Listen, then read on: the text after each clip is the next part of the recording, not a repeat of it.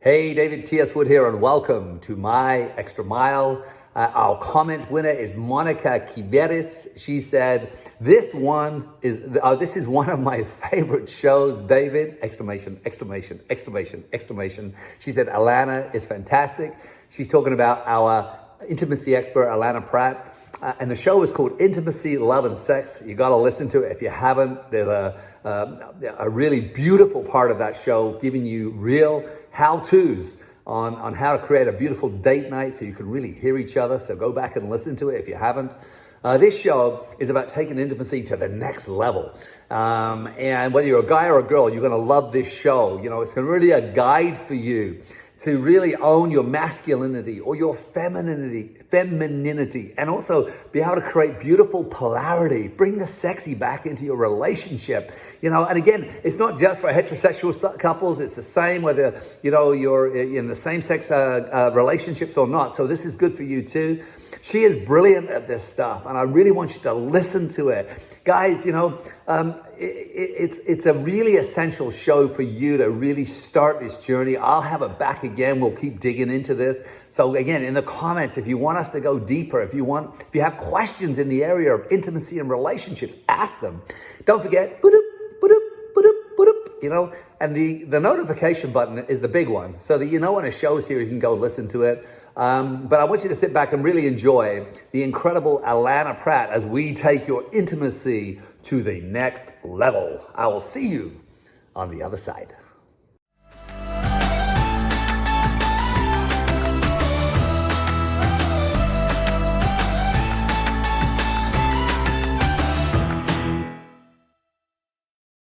And I'm so excited, Allana, because I think everyone who I spoke to who listened to our last show were just, they got our vibe and this kind of rekindling of a friendship. And I know we actually haven't spoke much since that show, but my intention is that we do, you know, really get back into a friendship. But I was really left with a sense of how powerful you are.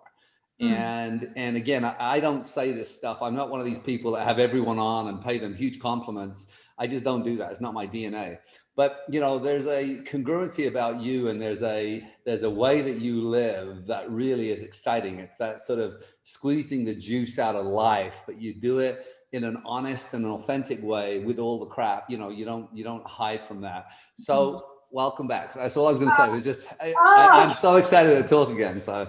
Well, if you would just voice message me like that nice little intro so I could wake up to it every morning, that would make me really happy. I'm on it. I'll have it done as soon as we hang up. I'll do it. But you know, some things came up after this. You know, I always write and encourage people to send me questions or comments or thoughts, or you know, about what's going on in their lives so that we can talk about it. And so the reason I wanted you back sooner, I actually was pushing hard to get you back sooner rather than later, because there was a lot of questions came up. And this is interesting because it actually came from men, and 80% of my students are women. But the men were struggling in this one area. And I thought maybe we could dive into that area. You open for that? Absolutely. Bring it. Yeah. Thank you. Yeah. Let me tell you my perspective first. And just one thing I've noticed is that it seems like in a marriage, and I don't want to talk about marriage as if I'm the expert of marriage. It's not like I am, but is that I see a lot of like, it's like the masculine and feminine energy seems to just sort of like get into some big ball, and it's hard to see who's the man and who's the one. Not that I'm using the, you know, neoclassical definition of masculine and feminine, like, you know, a woman being in a kitchen, not like that. I'm just talking about the energy. Yeah. What is it about that? Why is it that it seems like, you know, you see women running so much masculine that their femininity and that softness and that attraction seems to wane, and you got guys who are afraid to sort of speak up, and their balls, I always joke that their balls have been sort of, you know, are now residing in their wife's handbag. Yeah. Right. Am I out to lunch here? Am I seeing the truth or what? Yeah, you're spot on. And when I think about the evolution of people, men and women, for so long, I mean, for God's sake, I mean, my last life, I probably had my head chopped off, or I was burned at the stake as a witch, or Lord knows, right? So my feminine energy before was not received well. It was scary. And so a lot of women, like I went into total damsel in distress when I was first a young woman, didn't get daddy's love and attention, was still needy, insecure, seeking it. I was nowhere near the power that you so generously acknowledge that's in me now. I was really scared personally to allow this much life force energy in, as, and through me. It's intense. It's ferocious.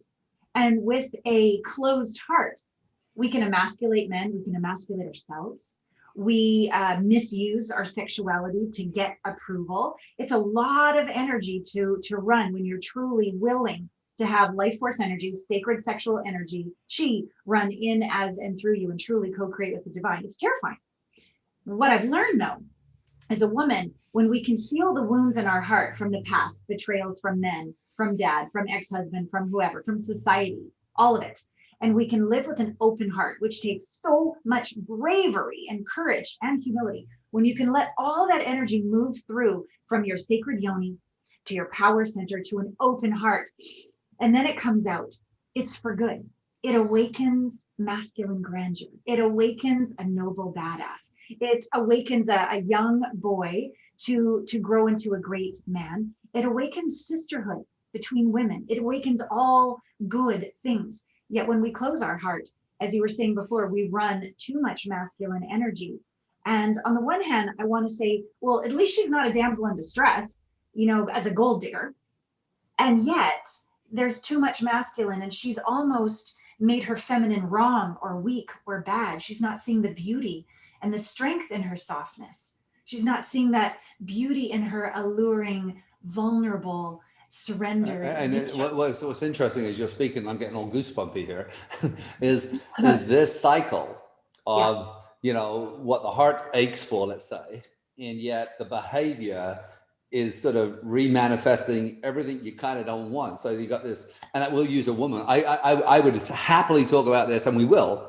From a male perspective, where you got a man who's kind of doesn't run any masculine energy at all. It's like, yes, dear, yes, honey. It's kind of like flat. And, but there's this kind of thing where, you're behaving this way, which is sort of creating the exact same thing happening in the moment, so that those hurts from the past are kind of re-happening over and over and over again, which is kind of giving, I think subconscious, I think so much of this happens on that subconscious level, where now we're interpreting relationships as, and so self-trust, which I always think as you're talking, I'm hearing in my heart, it's, how do we learn to trust ourselves in a relationship, to be both strong and compassionate, to be completely truthful, you know, and vulnerable, to be, well, I suppose those are the same kinds of things, but you know what I'm saying? It almost seems like if I behave this way and I get hurt, then I'm going to close down and not do that anymore, right?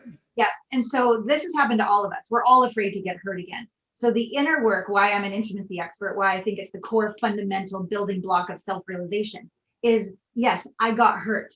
And who am I going to be about it? What am I going to do about it? Close my heart for the rest of my life and manipulate others before they manipulate me?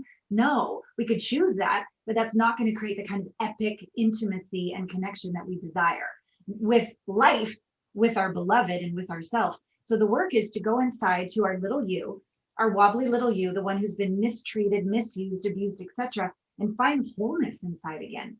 Trust ourselves again, have our back again, that even if it doesn't go well, I got me. And then when we do that, we have this experience that the universe has our back too. And that is an unstoppable, unapologetic, unabashed yumminess that's our birthright. So that's like step one. Then you can bring that into relationship with another. For me as a woman, surrendering all the way to a man. Like right now, I have my own banks of the river. I'm single and I'm the river, right? So I don't have to surrender all the way because it's just me. But when I get into a relationship with a man and I truly yearn to not have to hold myself up anymore and to surrender all the way and trust that, okay, if this doesn't go well, and if I get dropped off a cliff symbolically, I'll be okay. I got little me and the universe has got me. But when I really open, it is so It is one of the bravest things a woman can do, is to surrender all the way into the masculine. It's what she yearns for more than anything. But if he drops her, and that means if he's not present, if he gives his affections to another woman, if he says something unconsciously, like it could be the smallest of things. The trigger, right? It's that Yeah, trigger of it. It hurts, at least me, the feminine. Like I feel like I'm being dropped off a cliff into the abyss of nothingness, the void of like eternal death and hell. Like it's a big deal. So for this invitation with a couple, with a marriage, is each of us become whole. But then as we come together, be brave enough to share. I'm so afraid that you might drop me. And then he can say, I promise to be truthful. I promise to be present. I promise to make up for the damage done if I ever do. I promise to have your back. Like, how can I be? Like, you have to be in this conversation. Yeah. And when you do, invite his grandeur, not judge. If you don't, then I will, blah, blah, blah. None of that blamey stuff. That's the past that we got to clean up ourselves. But when you can really invite a man's grandeur and surrender all the way, it's like, it's something that a man can't awaken in a man. Only a conscious woman in her heart, in her divine yoni pussy, in the best of her divine mind, all those aligned, operating on full radiance. When you can awaken something in a man that he's been waiting sometimes his whole life to be seen and to be honored and to show up that way, and then he claims her, and then that ravishment is so sacred. It's like the best. It's beyond genital copulation. It's just like epic lovemaking with each other in the universe. Like it's what I believe most women want. And so I encourage women. It takes that lovemaking from, I mean, because so many people have this concept of the bedroom as opposed to lovemaking in life, you know, like, Life. Yeah. You know, I'm just talking about how you're communicating, how you're looking, how you're cooking, how that there's this general kind of, it just exists everywhere. It's not resigned to a room and to a certain position, right? It's complete, right? And this is the great point you're making. I was just down in Costa Rica with an entrepreneurial group, and they all commented on my energy, and my vulnerability was what they loved, and my power is what they loved, and my softness and transparency is what they love. Like the feminine can really make others feel safe and cared for and inspired and turned on by being alive, if we can allow making love with life. Like, let life penetrate us. Like, I love to wake up and go, okay, universe, what you got in store for me today? Like, bring it. And to play and engage. This is our delicious birthright that I believe awakens this masculinity that you were saying. The balls in the purse. The balls need not reside in the purse. Well, the ball, and again, if we had to define balls, because for me, it's not balls, having real balls. Again, this is just me talking now, based on my life experience, you know, as a 60-year-old male who has, you know, really wanted to journey into discovery. So I haven't lived my life in a mindset. And because I've traveled all over the world, my mind has been open to different philosophies and different cultures and different ways of seeing it, different passions. I mean, you go to some countries and they're just passionate. I remember when I lived in Spain for a year, and I just couldn't believe that having a normal conversation with someone my age involved art and culture and history. And it was just like, what? I mean, why are you talking about drugs and drinking and what happened on the TV? It was like there was this whole world that I'd never discovered, because I didn't realize that people could actually be passionate about life. Like you say, let life penetrate you, which is such a beautiful way of feeling. I want to go back a step and just say, look, let's talk to couples. I think we're going to do a number of shows. I can feel it. And I'm coming on your show, which is awesome. I'm looking forward to that. But when we look at a couple that's already in it, so in other words, you know, because when we talk to the single person, we can talk about them attracting it and becoming that person, but they've already committed. They've already got that symbolic ring on their finger or whatever they've done, and they're in it. And maybe they've got a couple of kids or 3 kids, or they're, you know, and suddenly that erosion of intimacy, where suddenly it's like 2 strangers in a house, and then these 2 little beings that take all of one energy, normally the woman's energy, especially if she's still, you know, breastfeeding or in that the babies are really young. Let's talk about that, where, you know, they're committed, but now they're lost. They're in it and lost. What's your experience with that? I will say from the woman's perspective, when I looked on in my son's eyes for the first time and I realized it was up to me to keep this thing alive. And then my masculine drive got torn, like I had my purpose. But actually mothering and taking care of a kid is also more masculine, doing. It's not feminine. So everywhere I looked was masculine. I really started to lose my femininity. And the impression I gave my husband at the time was that the child was more important than him, which felt unknowingly, emasculating to him, that he was no longer desirable. And all my energy was given to the child or my purpose. There was nothing left for him. And I had like dwindled away my femininity. There was nothing alluring. There was nothing inviting him. There was not even like a focus of appreciation on him.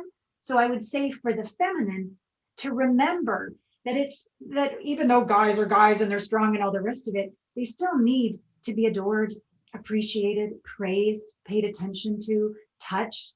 And even if you're too friggin' exhausted to quote unquote get it on, just the communication that I'm exhausted, can I just touch you and be held, rather than nothing or everything and quote unquote put out. Like communicate what you need. Yeah. And slow down and go get a sitter or invite family or friends over, someone you trust with the kids. But for God's sake, once a week, date night.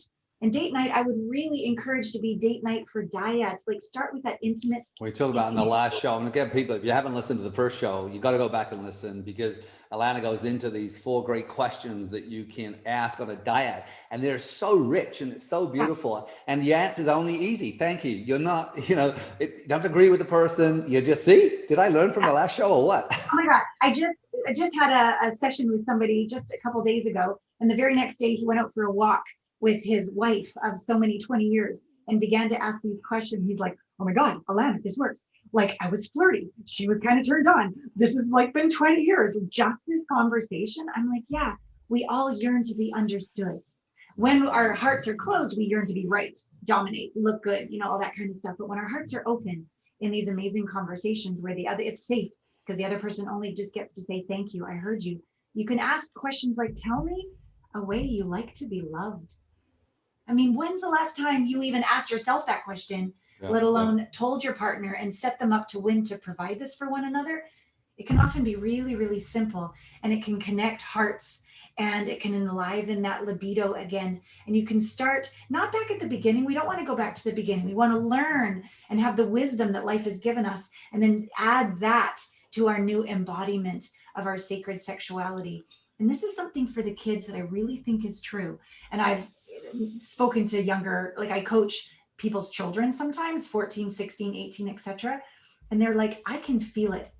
It's kind of grossing me out that mom and dad have sex. I got to admit, but if you can hear them.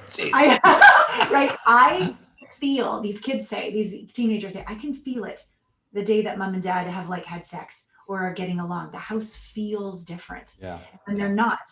Like I walk on eggshells, and then I think I have to give my affinity to one. You're giving me, I'm going to get going on this one. The people who say I'm staying together for the kids, just to your point, I'm like, do you understand your kid knows exactly what's happening? They can feel like they're like little sponges picking it all up. And of course, and that's where everyone's living with this. If we go into a second, I hope I didn't distract you too much there, but this whole mask living. How even if we talk about that relationship right now that I said, someone's married, they maybe have 1, 2, or 3 kids, and her focus is really the kids and whatever. But there's this everyone seems to be having a mask on, and we had a grown child to that. The child's wearing their mask now to survive in that. Isn't it crazy? It's a crazy world, right? Well, and yet let's have compassion. Everybody's doing their best. Yeah. Everybody is honestly from their wounds and their pretzel trying to do it right and look good and just be safe. Like we're all doing our best, and we are conscious beings of choice, and we can choose different, and we can heal our wounds and do that deep inner work to embody the integration of those wounds into an even stronger part of ourselves. So that, for example, the gentleman, let's say, and the wife has 2, 3 young kids, and she's more masculine than ever, just trying to keep it together.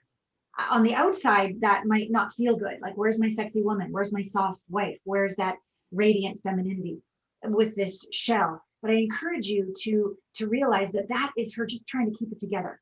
She might not know it herself, But that kind of way of being is based in fear, not love. Love inspires support, inspires, delegation of this, inspires playfulness and creativity. That's more of what the feminine inspired by love would do. So first start off with, instead of judgment of her, which I know she might be annoying and you might not have had sex in a long time, etc. Please be brave and be compassionate first, that underneath that wall of do masculine energy is a woman just trying to keep it together. Yeah. Just doesn't remember how, is terrified to surrender. What if that means the kid gets sick? What if that means she's totally lovemaking with you, but she doesn't hear the kid? What if she forgets about delegating for the business and something falls? Like you, in order to really be that banks of the river for her and claim her and ravish her and let her open, know that she's going to have to let go of things that terrify her. So maybe ask, what would it take for you to feel safe to surrender for an hour as I hold you and massage you? What do you need? I don't have time. Okay, well, let's consider, what would it take for us to have time? Do you need a sitter? Do you need your assistant to delegate something? What do you need? Because you're mine. For 1 hour, I'm the banks of your river, baby. I got you. And start to train her that you don't just want sex.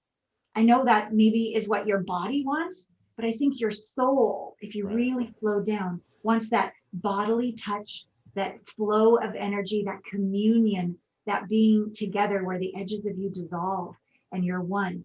Realize she might need a few things for you to provide so she feels protected, so that she can surrender, and start in bite-sized pieces, not going for the whole weekend away. Start with an hour. Start with just erotic massage. Start just with a freaking foot rub, asking her what delights her. Well, remember that. Yeah, I was actually having a chat with a friend of mine who just the other day about this, and this whole idea about how, and I think this is a male dominant philosophy about orgasm, as if it's it's kind of the thing that men focus, is where they want to go. It's like, in order to be intimate, then you're going to have sex, and orgasm is the kind of the culmination, as opposed, in the tantric kind of mind of, the orgasm really is not, I mean, because anyone who understands that or has practiced that will understand that, chasing, I like this idea of chasing an orgasm is just such an empty. And, when you talk about divinity and connection and really, surrender, then that whole idea about the orgasm. So when we're getting back to your suggestions, and that's exactly what I suggested to my friend, was, intimacy isn't about sex. Now, I'm not saying it won't lead to sex sometimes, but if your intention is to get laid, then the energy that you're pushing in or onto your partner, who you want to surrender to you, so you can really, she feels so safe that her femininity oozes out of her, right? And I suppose that comes from me. I always think about safety, emotional safety, physical safety, financial safety, all of the safeties. When a woman feels completely safe, that ability to surrender, right? Yes. When the guy's chasing an orgasm or feels that, his interpretation of a successful relationship, I haven't been laid in weeks, as opposed to, maybe going in the shower and washing her hair and giggling. Because I think the joy, that's the other thing we talked about, my friend and I, was, losing the joy and the fun in intimacy, laughing, just being able to be together, even if you're naked, or just laughing without the idea that, well, if we're not having sex, we're not connected. Does that make any sense? Totally. And I want the men to understand that I love sex, right? Like, I'm all about it. And when I'm my most parched, crunchy, like withered self, and someone comes towards me for genital copulation, I feel like a piece of meat. And I want to feel like a work of art. And I want to feel safe. And so I know when a gentleman is parched for that touch and hasn't ejaculated in so long, and it's building and building, it's really hard to take that beat and go, okay, what do I need to do to make her feel safe, seen, and go first? That's not fair. And the mind wants to say all this kind of stuff. But if you could be brave and first make her feel safe, and just let that be enough for day one. Just a hug, like a 10-second hug, like a 30-second hug. Just that could be like a breakthrough for some couples. And then the next day is just a foot rub. And then the next day is some conversations around, what do you need to feel more safe? What do you need to feel adored? and both of you go back and forth and start to open the heart again and let the energy flow, and then allow it to be, as you said, in the shower, washing each other's hair, and just let that be enough, and let her know ahead of time. This is the context. Just foot rubs. She'll relax. Because I got to tell you something really vulnerable. As soon as I had sex for the very first time, I was 18. Every single time I ever would be intimate with a man, I was just waiting for him to stick it in. I swear. But it was subconscious. I was like, oh, when's it gonna happen? Oh, when's it gonna happen? Oh, when's it gonna, oh, there it happened. Okay, and then I could relax, right? I never knew that I was tense the minute he looked at me. Tense the very first minute he touched me. And I interview experts all the time. So on one of my shows, she said, what is your ritual before you let him near your yoni? I'm like, you get to have a ritual? What? I have a choice? Excuse me? And so with the gentleman, every guy's got their three move playbook. Right? Right.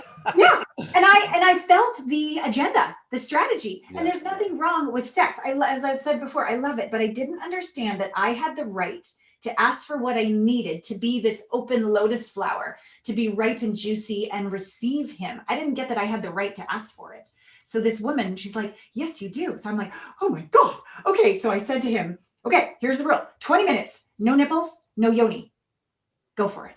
And he had the boundaries and I had the boundaries, and David, I relaxed and opened. I was a mush ball. I was in another dimension. I'm just talking 20 minutes. We have 24 hours in a day. I asked for 20 minutes and I was so turned on. I was like this writhing, energetic kundalini. And I was like, oh, this is how it's going from now on. And I took some power back. So any women listening, you get to ask for that.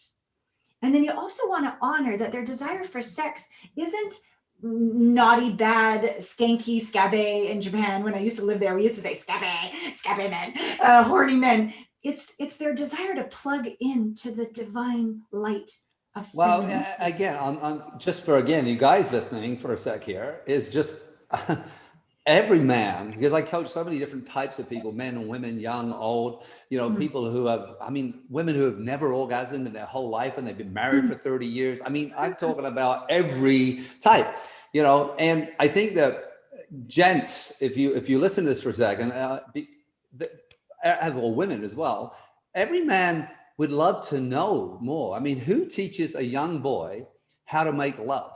Now, today, it's even worse, because in the old days, you'd read a Playboy magazine that was hidden under your father's bed, maybe. I can't imagine generations before that where there was no access to anything. But if you look at today and the picture that a lot of young people have, which is, there's free porn everywhere. So that's in the mindset. But I think that at the heart of every young man, if there was a course that said, look, we're going to put you into this 3-month program, and at the end of it, you're going to be an extraordinary lover. You're going to be a master, you're going to, but the woman in your arms will be able to surrender in a way that you've never felt, whatever, anything like that. But, it's about 20 minutes. Well, again, coming back down to the orgasm conversation, is that because most guys are chasing or thinking that's the goal. And typically it happens quite quickly versus the journey and the intimacy and the connection, and whether you come at all, whether you make love for hours and an orgasm isn't even present, that is a whole other level. But who, where, and when does a young guy learn how to? And so women, what you just heard, which I really want to give you permission, is also your guy, if you could show him the map of, I would say the combination of your body. And I find most women don't even know it, Allana. This is the challenge, right? We need to talk about as well. Like, how can you ask him for what you desire if you don't even know? You don't know it, right? Or if you think your body is somehow, you don't have an intimate communion with your body. A lot of us have been like, we don't look like the Airbrush magazine. So we start off hating our bodies. So if we're disconnected and we don't have an intimate connection with our body, how can we then experience rapture inside and then invite that which creates rapture with our partner? So it's important that we all find this yumminess and heal the taboos and really get curious. And that men, I know we're kind of like the weather. It's different every day. It's different like during the month. Like what worked last week isn't going to work tomorrow. So you've got to be present And here, no, what worked this morning isn't going to work this afternoon, right?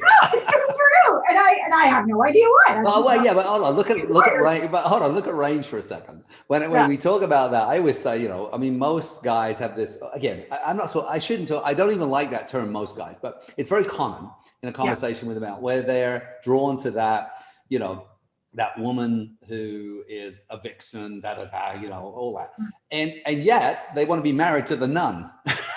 Right, but they want one thing, but they really couldn't handle that, especially if she's really open in front of other men. I mean, see, jealousy plays a big role in that. But I really find it fascinating that if we look at this particular journey of intimacy, let's say, of discovery, of learning and growing together, let's say, but then we look at sexual range. And we talk about the tantra being one side of the range, which is breath and just looking into someone's eyes and being full and complete and there and riding the wave, which means that orgasm is certainly not on the table. And you can make love for hours or days without an orgasm. But then the other side, the eroticism, the fantasy, the bondage, the spanking, which can exist and does exist in both. And I always say that the key to one is through the door of intimacy is the key to absolute eroticism. You can have it all. Here's a great thing. You can have it all. Yeah. Right? Totally. And I would say the intimacy, as you said very beautifully, is the doorway. Like if there's safety and communication, like communication is the relationship, people. If we can't communicate with our own truth and then be able to communicate with another, we're screwed, right? So if you can communicate and you have this safety and this honor and this truth, and the ability to be really, really transparent with one another, you can experience all the range of sexuality within yourself. And you might even discover a part of you that you've never discovered when your partner can hold that non-judgmental presence for you. And I love all the way from the dirty and naughty and kinky and erotic, all the way to the, like the oneness of just pure oneness and bliss. And everything in between. Right, because if you only had the one, imagine your guy was only a tantric and it was always this physical. He doesn't walk in and rip your clothes off and bend you. No, like you're gonna be bored out of your gut. I don't care how great that. And for women to enjoy, it's that predictability, which is right. Which is boring. Yeah, exactly. But like I love as a woman, and what actually taught me this was my pole dancing classes. Like I've done lots of different sexual. Which country was he from? You say he was Polish? No. I do love my global, past or whatever. That's all good. But no, when I danced with it was called S Factor, Sheila Kelly's dancing. They invited all these different flavors of the feminine. And women, you'll know the ones that your go-to ones, right? But the ones that make you jealous of other women. That's a dormant part of you. And my invitation is not to create competition, separation, or jealousy with other women. If you see a woman who has a flavor of femininity that you haven't quite embraced, instead of jealousy, go put a song on at home that invites you to get into that energy. Don't think about it. No trying to do it right. Close the drapes, whatever. Just give yourself permission for your body to awaken these different flavors of the feminine, first for you, to come home to you, for your enjoyment of you. And then from the overflow, allure him. Like, who knows who's going to show up for dinner tonight? Oh my God. All these maybe like 5, 10 flavors of the feminine. And he's like, oh my God, who do I get to be with today? And it's a joy for everybody. And notice that it awakens different parts of him. Your coy will awaken one part. Your soft, vulnerable will awaken another. Your goofball will awaken another. Your naughty thigh-high patent leather boots will wake up another. Yeah, you're like dominant. You're be dominant, yes, submissive or dominant, all these different flavors. And allow this to be the joy, the play, the fun that keeps your life force energy flowing. It literally, women, if we allow ourselves to do that, we're actually more playful as mothers. We're more patient and present with our clients. We're more alluring and delightful for our lovers. And we look in the mirror and we don't focus first on the cellulite. We focus first on, hey, beautiful. Yeah, we just feel confident for no reason from the inside out. And that's a gift of humanity when a woman's radiant like that. It's interesting. I had a client and I know that she listens to the show. So I'm going to be very careful here. But you know, someone who had gone through an experience where really wasn't connected to herself. And because of that, it really showed up in the relationship she had, right? And one of the things I asked her to do, and it was started off just dancing, because there was this, the view she had of herself, she never danced. And she wouldn't allow herself to express who she was as a person. Yeah. So it started off just her dancing, and then it became her dancing. And then it became her dancing to herself in a mirror. And then it became her really seducing herself in a mirror, dancing, which then translated into her discovering who, and it's such a simple act of movement, like you talked about, putting on that favorite record, but watching this transition in how she sees herself in the world, and her vibrancy just being unlocked because of what? Because of her discovering herself, not because of my coaching. I mean, all I offered was just, hey, because if you're not free to move, you know, if you feel silly moving alone, then imagine how that translates into moving with another human being, right? You're going to be in your head, not in your heart. Small group. Yeah. Just kidding. My practice every Friday is I stop work at 4 and I dance at 4:30. I have my Zoom call with my dance teacher, and she holds space and she invites my sacred erotic creature to come alive.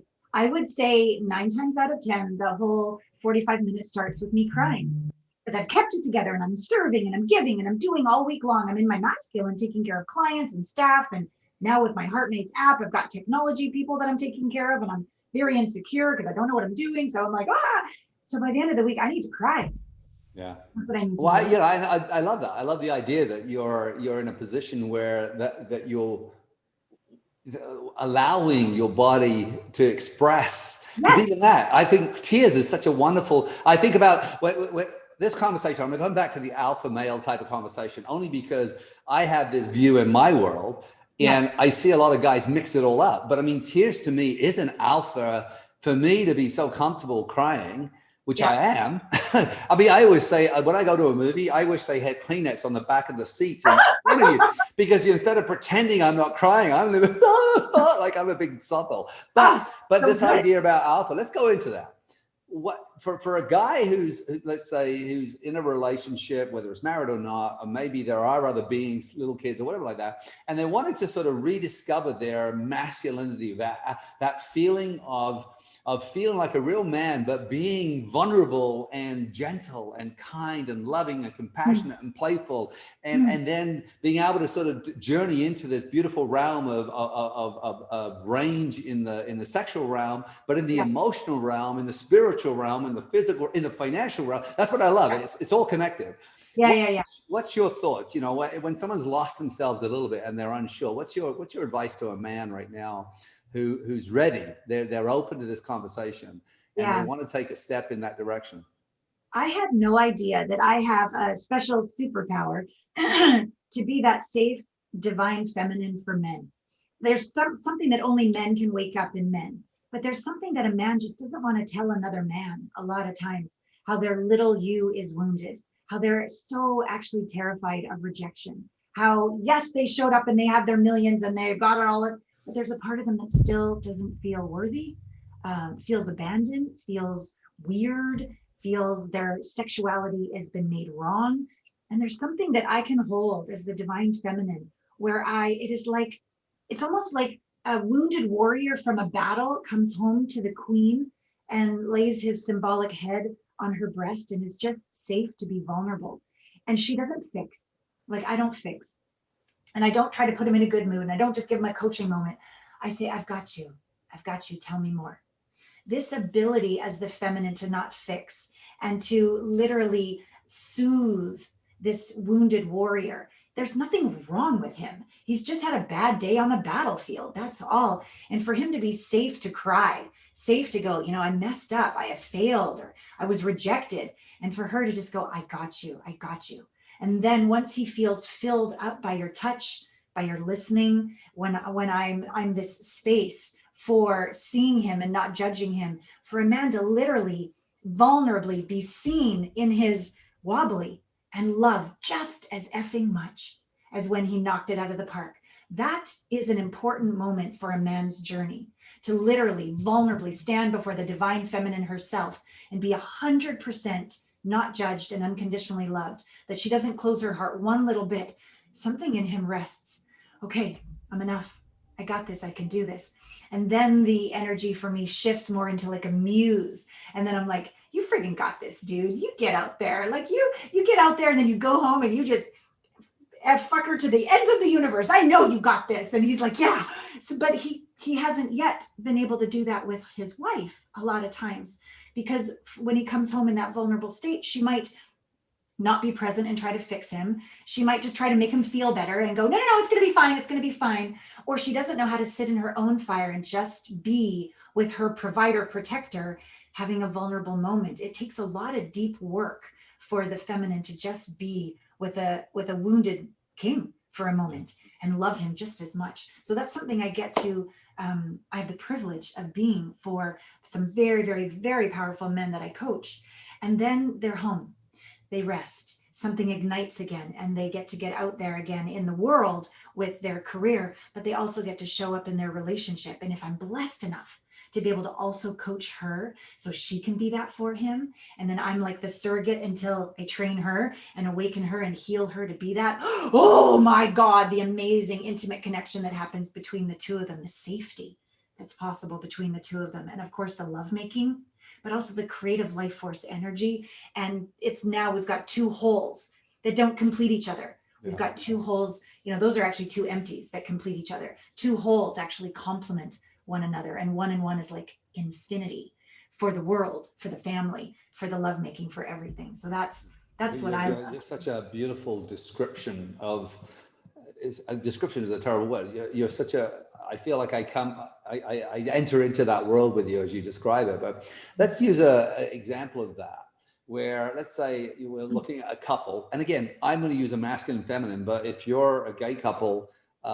again, I'm guessing as a gay couple, my gay couple friends, there is one that runs predominantly more masculine and one that predominantly runs more feminine. So I just don't want, I want to be inclusive, but I rarely have met a successful couple, let alone gay, who, there isn't some polarity in their roles, right?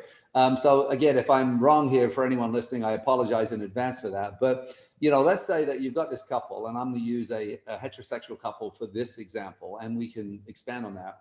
But let's say that she has a purpose, a profession, a career, a calling that is drawing her to one thing. He has a purpose, a career, a passion. And I'm talking about not just jobs, I'm talking about passions. I'm talking about that they're both being called in different directions, and they have a family. And whether there's 1, 2, 3, 4 children, but there's children involved, but they're both being called both externally and internally, and they may have lost their way. Just talk to me a little bit about that, because, there's obviously, there's a way of navigating this with elegance. And I think there's a lot of confusion from the people I know who are in that situation. If you're over here, you wish you were over here. If you're here, you kind of, your mind's really over there. Even though you're here with the kids, your mind's out there with the thing. She feels like she's given up her, she's looking out for the children, feeling like she's given up her purpose. Talk to me through this. What do you see in this situation? I think the first misconception is that, oh my God, we're married. Now we don't have to ever water the plant again. And the last time I checked, if you get a plant, you got to water it, give it sunshine, water, fertilizer. You got to prune those leaves that don't apply anymore, don't work anymore. So if you see your marriage as a plant, and you got the kids and you got your two purposes, have you fed the plant?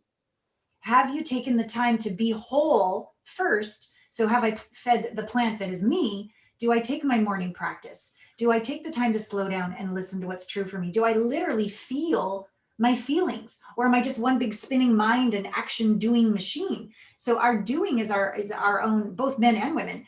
Our doing is our masculine, our feminine is our allowing, receiving, listening. It's very brave. It can sit in the unknown courageously. Like if we don't take time to listen, how can we interact with another from, we're going to do so from emptiness. So first off, even in a busy family, we must make self-care number one. That's number one, intimate relationship with self. Number two, have we put the big rocks in the jar first? This marriage is going to take something. Okay. It's going to take time. consistency, date nights, communication nights, checking in with each other. It's going to take something. That doesn't mean, oh, I've got to work at it. No, I get to work at it. We don't have to, we get to. So be sure that in order to keep the libido alive, in order to keep the care and the alluring nature, you've got to have your marriage be a priority. It's not like it goes on the back burner and the family goes on the fore burner. Otherwise, the marriage dissolves. And the separation continues, and then the resentment and the assumptions and all of that negativity goes. But if you just once a week, even if it's just for an hour, even if it's once the kids are in bed on the back porch, but you make time, tell me something you want to let me know.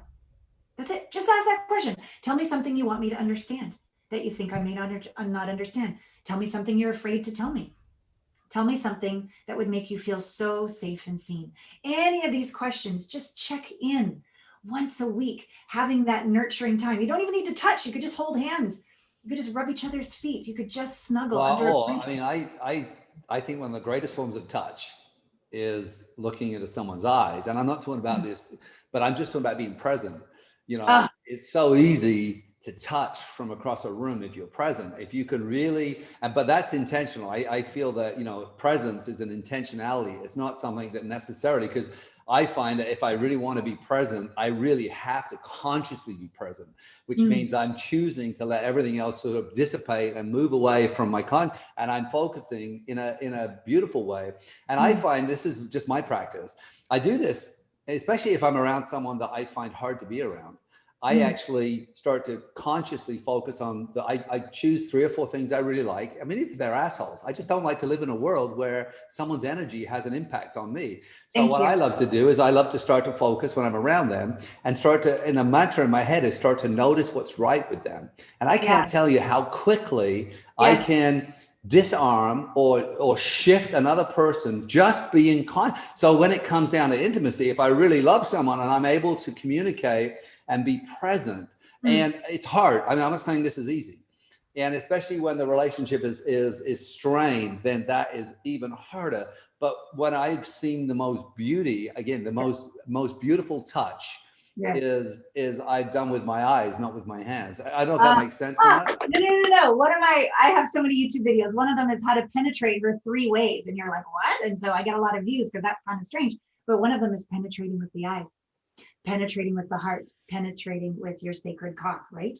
So the idea of once a week, like, no shit, we're doing this. And to give there be a flavor, sometimes absolutely, as you said, looking with eyes right at each other. And yet other times to have it be goofy and playful, and other times have it be going for a drive or going for a walk, or have it be completely naked in the shower, or sacred with a candle and presence. Like, change it up so that there's the mystery and there's the different energies that come with these different feed ways. Each other. Have you tried to just feed each other? Oh my God. Love that. I mean, what the hell happened? When did we realize that eating was a solo thing? What is it about feeding? I mean, I just think feed each other blindfolded. But exactly. I was about to say that too. Yeah, exactly. That's the hot one. Yeah. Just be creative and allow this to be how you make sure you put the big rocks into the jar first every single week. And it's okay if some weeks there's so much resentment and so much conflict. Sit in the friggin' fire and do it anyways. I like the first question that you're alluding to as well. Like, what do I like about this person? Before these deeper questions, I always like to start with, tell me something you like about me. And I remember working with a couple once, and she's like, your eyebrows. It's all she could think of, but at least she focused on that. And I'm like, yeah, you have really good eyebrows. You're right. Thank you. Yeah, right. So just do your best to do that, because that when we like somebody, that opens our heart. We cannot communicate with a closed heart. Don't even try. Let me ask you, this is just a question for a couple. I know I have another friend who's a relationship coach, and when she coaches, she talks about, it's one of the things I really truly believe in, an elegant separation or a divine divorce, or however you talk about that. Is at some point you may be at an impasse. Yeah. And I don't like to think of relationships ending. I like to think of transitions because, you know, my wife and I separated 15 years ago does not mean that we have an incredible relationship of 15 years now that was very different from the one we had when we were living together. Yes. But that relationship definitely transitioned. And I always tell my kids is I get to love her forever now. We just don't live together, right? It's just a different transition. So the question then is, a couple may be at a place where, you know, maybe they don't want to do the work. Maybe they realize that they are not being called together. But my friend Beth should often say, you know, even if you're thinking about separate as a 10. Notice where you're at right now, and at least move towards the 10 before you separate, and figure out so that as you separate now, you're separating with friendship and communication and connection and joy and all these different things, realizing, hey, maybe we just don't want to be together, and we are going to transition into different. And guys, I want to punch some in that doesn't mean you go and sleep with someone in 3 weeks from now. No, half your age. That is the stupidest thing. Most men, sometimes I want to cut their dicks off just so they don't do that. But the idea, though, that if you are going to be at a transition, talk to me about that. If a couple's there and they just don't want to be together anymore. What's your thoughts and process around that? Yeah, I actually do a lot of work with couples who I call it consciously uncoupling. And I say, if you don't do the work in this I give them like a 3-month sort of structure. And I said, your job is to learn every lesson that this relationship provided. Because if you don't, you're going to go attract the exact same person in another body moving forward. And now we're going to have 2 dysfunctional relationships for your children rather than 1.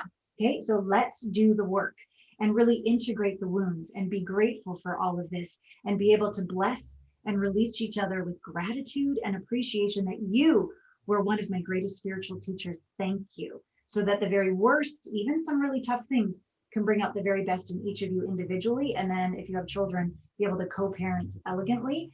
It can be one of the most beautiful sabbaticals, like a 3-month sabbatical where, yes, we're not going to sleep with anybody else. We're not going to tell everybody we're breaking up. We're not going to tell the kids. We're not going to take our rings off. We're going to sit in the uncomfortable fire that you probably haven't sat in this whole relationship thus far. And we're not going to do the work to get back together. We're going to do the work to bless and grow and become our best self at the end. Now that takes a conscious couple to do that. A lot just do the affair. So they have an excuse to hate each other and then break up. But then they go repeat the same cycle again. And they never healed from before. And they attract the very same wound that never got healed before is living in the next partner. And then it's worse the next time around. So please. Yeah, you're worse because you're more jaded than you were the first, right? Because you're bringing the pain. The pain is grown and the heart's closed. And so you're actually going in with less. And because you go in with. Yeah, the resistance of the old relationship. Yeah, it's just it's a train wreck, a horrible train wreck. So please don't do that. And I love the work when I get to work with these couples. And then finally, by the end of it, there's ease, there's grace. You don't waste a lot of money with lawyers. The kids don't have to go through this carnage. You actually see each other. You kind of shift from lovers to like brother and sister or something like this, like soul family. And it can be really effective and beautiful. And then I coach them how to tell people what's happened. Because even telling people we've decided to break up. That was the hardest thing. That was the hardest thing for me is that imagine being a personal development trainer as I was. I don't even like that term, but doing what I did. But even before that, regardless of that, it was, what do my friends think? My father had left when I was 7 and it was simply the hardest thing I ever had to do. But really, and luckily I went through something which really changed me was I stopped looking for other people's approval or thoughts on it. And I never once engaged in telling people why. I just didn't. Because, it just felt like people wanted to choose sides and, but it was definitely the hardest thing I ever had to navigate in my life. And it was I don't know if it's the most alone I ever felt, but because I didn't know how to communicate it, I probably just I withdrew a little bit into myself, right? We all do, but that's human nature. So to be able to have a coach like you or like me that can heal the wounds and then help them both as a united front communicate with family and friends and the kids in a way that honors the journey as like a sacred contract that we're so grateful for, wishing the other one all the best, excited to co-parent moving forward. Like if you have a united front when you share with the world, you inspire others to speak this way of Other the people are other. like, why did we do that? We stayed together for the kids for 25 years. Look at those two. They look happy. I freaking hate your guts. I remember sitting the kids down with Pam, and we sat them down in the living room. I remember this day and telling them that we were going to separate. Yeah. And just the reaction which was like, oh okay. Really? It was like, okay. It was just like that, you know, and we weren't maybe as evolved as we are now. Well, we weren't, but it was just their reaction was just like, yeah, okay. They could see, they understood that things weren't going well, right? Yeah. It really is a gift. When I think back to my parents that stayed together all those years, I could sense. I remember this one time my dad would come home, my mom was like peeling something at the kitchen sink, and she just kept peeling as he kissed the back of her neck, and she was just like cold as ice. And I was like, okay, this is really uncomfortable. I'm really scared right now. And then that was like my whole growing up, and that gets imprinted on us. It took a lot of healing for me to do the inner work, to open and trust and not try to be, you know, a people pleaser so mom and dad wouldn't fight anymore. It's really a gift to kids. It's okay. If a divorce isn't a failure, their relationship have sacred contracts. And if we can be honest with ourselves, then we can be honest with another. And if we can practice communicating effectively with ourselves, we can communicate effectively with others. And we can go from not just being these minds that are trying to be safe and strategize and look good and be right. We can drop in and open our hearts and heal our hearts. So we source our communication from our deep wisdom, our open hearts, which really ignites the best of our mind, which really allows our intuition to come on, allows us to be safe to be around, and allows the best outcome for all relationships. So yeah, just do the work, people. It's so worth it. I know it's maybe easier just to get on Facebook or, you know, avoid, but even if you need to create a structure with a coach like you or a coach like me, like, okay, this is the year. I slow down, I feel, I face, I get clear within myself. And then from there, I ask for what I desire. I invite that which I ache for and yearn for. And I'm open, unattached, detached, but I'm the space to receive. I have that humble worthiness inside. That is a great place to start all relationships, sexual, romantic, clients, children, all of it. Just be safe to be around, because we're safe to be around ourselves, right? Wow. You know, it's I'm just going to drop the mic on that one. I think it's the perfect segue into, you know, maybe we'll stop the conversation here right now and just check in. What's up for you? What's going on? What's new? What's exciting? What are your focus? Your app? Do you want to have a quick chat about that? Oh, thank you. Yeah, my life is amazing.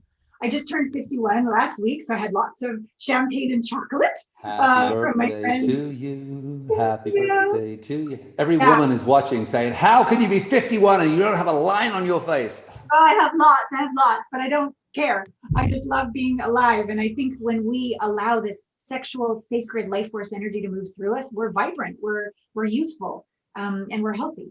So I'm grateful for that. Heartmates.app is my dating app, and it's an intimacy training and dating app all rolled into one. We do these conscious connection Fridays where we practice meaningful connection. So I'm really proud to literally be creating a new category. Like, dating apps, I think, are designed to keep you single. And if you just meet in a personal growth course, you start to come on to everybody, that's a little skanky. Like, don't do that. That's not the place for it. This is where everybody is learning to become the one, to find the one, and keep the one, who realize that real relationships require real work. I'm still proud of this. So that's something that's really turning me on. And just being a business owner of something so much bigger than I've ever had. Like, I've got my investors, got my tech team in India, I've got my certified Allana Pratt method coaches, I've got my team. Like, I got my big girl panties on, my sparkle glitter panties on, and I'm having a great time being alive and being of service. And I'm just open to where I'm going to live next. My son's going to be 18 next month. So my official, legal and physical custody is complete, and he's a young man. Yeah, I just feel like I'm beginning a whole new phase of life. I love it. The world is your oyster, as they say. It really is. Yeah. The world is your lobster.